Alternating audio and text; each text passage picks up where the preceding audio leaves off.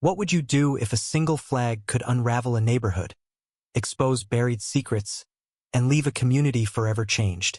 In the quiet suburb of Willow Creek, where manicured lawns and picket fences painted a picture of harmony, a storm was brewing. It began with a simple piece of fabric fluttering proudly in my father's front yard. That flag, a symbol of his heritage and sacrifice, became the spark that ignited a battle no one saw coming. My father, Javier Morales, was a man of quiet strength. A retired Marine, he'd served 2 tours in Iraq, carrying scars both visible and hidden. The flag in question was the Puerto Rican flag, its bold red, white, and blue stripes a tribute to his roots and the family he'd lost to time and distance. Every morning, he'd raise it with a reverence that made you pause, a ritual that grounded him in a world that often felt unsteady. To me, Sophia, his only daughter, that flag was more than clot hit was Dad's heart stitched into the wind. Our neighbor, Karen Whitaker, didn't see it that way. Karen was the kind of woman who wielded her HOA rulebook like a scepter. With her perfectly coiffed blonde hair and a smile that never reached her eyes, she patrolled Willow Creek like a self-appointed queen. She'd moved in 2 years ago, and since then, complaints about unsightly mailboxes, non-compliant garden gnomes, and even excessive bird feeders had become her legacy. But the flag? That was her new fixation. It started innocently enough. One crisp October morning, Karen knocked on our door, her clipboard clutched like a shield.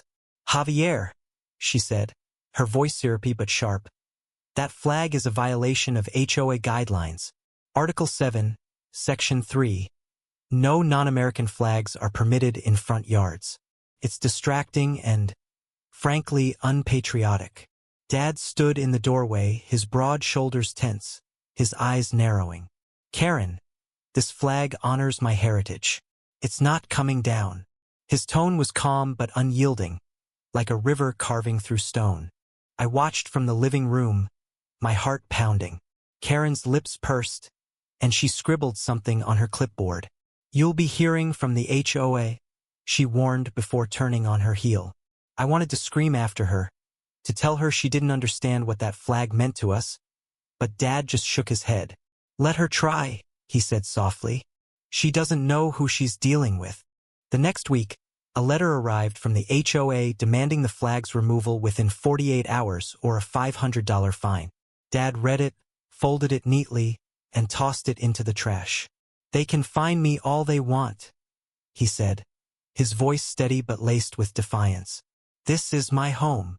I admired his resolve, but a knot of worry tightened in my chest. Karen wasn't the type to back down, and I'd seen her ruin neighbors before Mr.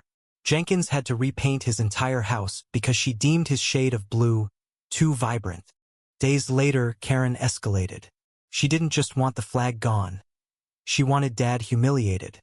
She organized a petition, going door to door with her saccharine smile, convincing neighbors that the flag was divisive and lowered property values.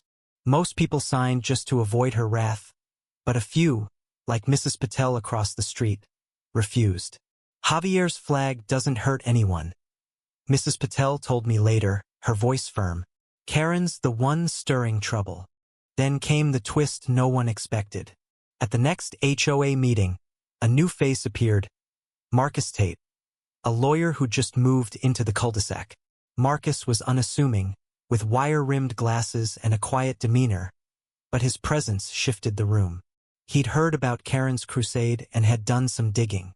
"I reviewed the HOA bylaws," he said, standing up as Karen smirked from her seat. "Article 7, Section 3 doesn't exist.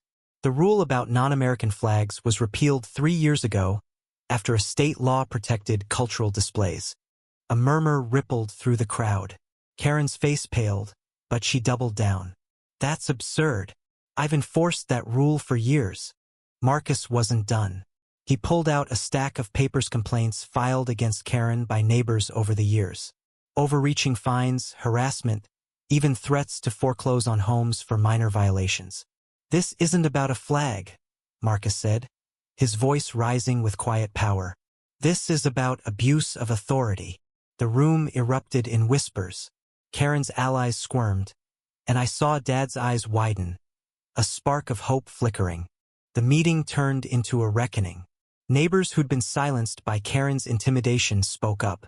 Mrs. Patel recounted how Karen had threatened to report her for unapproved Diwali decorations. Mr. Jenkins admitted he'd nearly lost his home over those paint fines.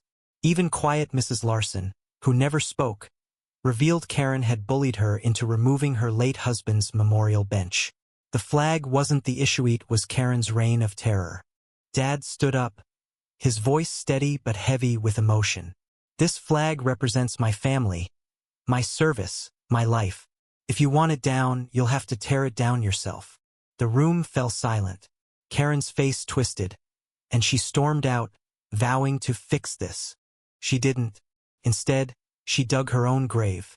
Karen filed a formal complaint with the city, claiming Dad's flag violated municipal codes. But Marcus was one step ahead. He'd already contacted a friend at the city attorney's office, who confirmed the flag was protected under state law. Karen's complaint backfired spectacularly. The city investigated her instead, uncovering a pattern of frivolous filings and harassment. They slapped her with a $3,000 fine for wasting municipal resources and ordered her to issue a public apology at the next HOA meeting. The day of the apology was electric.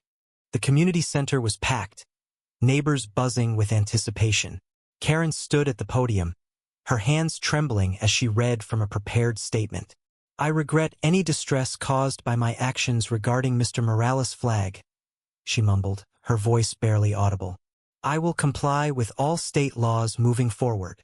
It was hollow and everyone knew it. Her power was gone, her clipboard empire crumbled. Dad sat in the front row, his face unreadable, the flag still flying high in our yard. But the story doesn't end with triumph. The day after the apology, I found Dad in the garage, staring at an old photo of his unit in Iraq. "Sophia," he said, his voice barely a whisper. "I fought for freedom, but I never thought I'd have to fight for it here."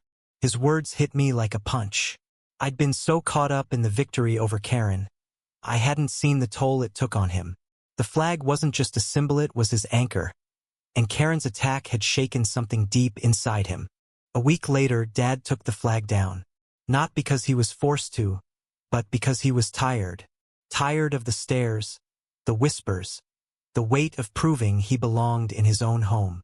I begged him to keep it up, tears streaming down my face, but he just hugged me.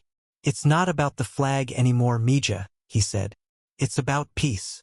He folded it carefully, placed it in a box with his medals, and closed the lid. Karen moved away a month later. Her house sold to a young couple who waved at us every morning. The neighborhood felt lighter, but I couldn't shake the bitterness. We'd won, hadn't we? Karen was fined, humiliated, gone. But Dad's spirit, the quiet pride he'd carried for years, was dimmer. The flag was gone, and with it a piece of him. I walk by that empty flagpole every day, and it feels like a wound that won't heal. We fought for what was right, but the cost was heavier than any fine. Sometimes justice doesn't feel like victory. Sometimes it just feels like loss. ND.